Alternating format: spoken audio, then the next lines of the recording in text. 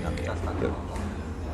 Hello, dear friends and colleagues. This is Frank Hagenow, and I'm sitting here with my dear friend Alberto from Italy originally, but now we are sitting here in Singapore. Yes, we met several times. We met in Venice, in Padova, where you are living. In Singapore again. And in Singapore. Yeah. In the Thanks first time. Thanks to APSS. Yes, right. Absolutely. This is the first time we met here. Yeah. And now we are meeting here again because tomorrow you are attending my speech. Absolutely. Yes. That's why I'm here. I'm really, really looking forward to it, and I really appreciate your attending my speech tomorrow.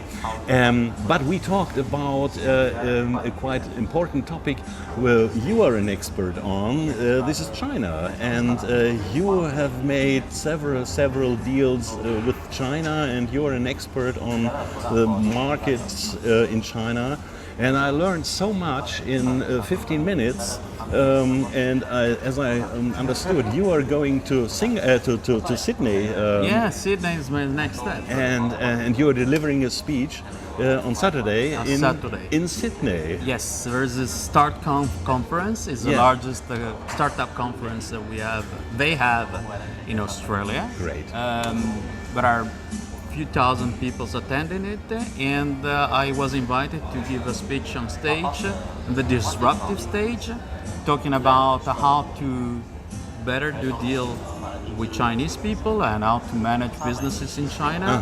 And I will talk mostly on why we Westerners usually fail when we approach China with our own ideas of business. Okay, and what is the most important thing why Western people fail doing business? What would you say? Simply because we all think and believe that if we are good in doing something and it works in our own country, it will work anywhere else.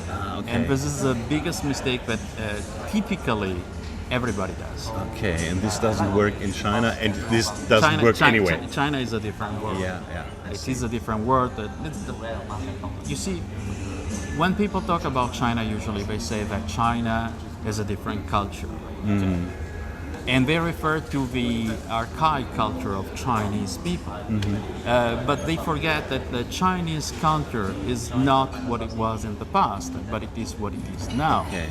And the new generations in the last 30 years have had to build their own culture, starting from zero. Okay. After the period of Mao, it was all flat. The language was changed, the writing was changed, the books were changed, and the rules of the Communist Party have given the people a different approach to life and to everything. Thus, the result is that whatever they do, it's not based on what it used to be in the past, but it is based on what it is now. Okay. And this is a very important aspect. And this means the Europeans have to change their picture of China as well. I had my own difficulties. When I moved to China 30 years ago, it was a completely different world. It was a world without technological evolution. It was a world without communication systems. It was a world without any things that we were used to have back in Europe. It's been difficult, it's been struggling, it's been frustrating most of the time, but it ended up to be a winning decision. Now, what I'm trying to do, and what I've done for the last 30 years, I've helped a lot of companies to market their product in China or source their product from China. But what I'm trying to do now, I'm trying to do a step earlier. I'm trying to give the entrepreneur the possibility not to make the same mistakes that typically every Westerner does when they approach a Chinese market. It is not just a matter of protecting their IP, protecting their brands, protecting their products. Okay, it's much more a matter of Chinese mentality, Chinese mindset on doing business. No, it's okay. Which is very different from ours. And you have got really deep experience because you have run also your own businesses in Asia, in China, for many years. 30 years.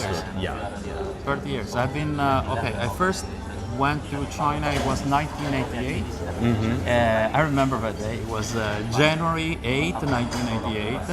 And it was a simple idea I had. I was buying products from America, and UK, and Germany, and every product I was buying, it had a little label. It says made in ROC, in Republic of China. At that time, China for me was China, and I didn't know the difference between Taiwan, China, and everywhere else. But it ended up that Is there a difference? Yeah. there is a big difference about it.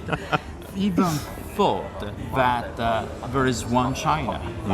There is one China in terms of political approach, but there are many China within the same greater China territory. There are many China with differences between Beijing and Shanghai, Shanghai and Shenzhen, Hangzhou and Fuzhou, and Guangdong and Kunming. There are so many different Chinas within China that it's a mistake to think that every place in China is the same. They do have one currency. They do have one master language, which is Putonghua, which is Chinese Mandarin, the official language, but it's not the same way to communicate, it's not the same way to talk, it's not the same way to get things done. It's very much different.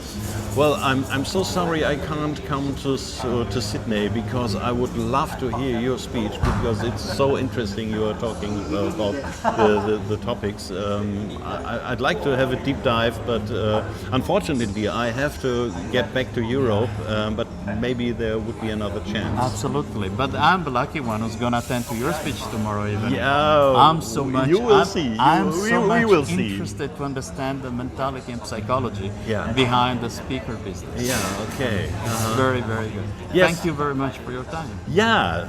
Likewise, it was a pleasure to meet you. It was a Alberto. pleasure to meet you. Fine. Thank you. Fine.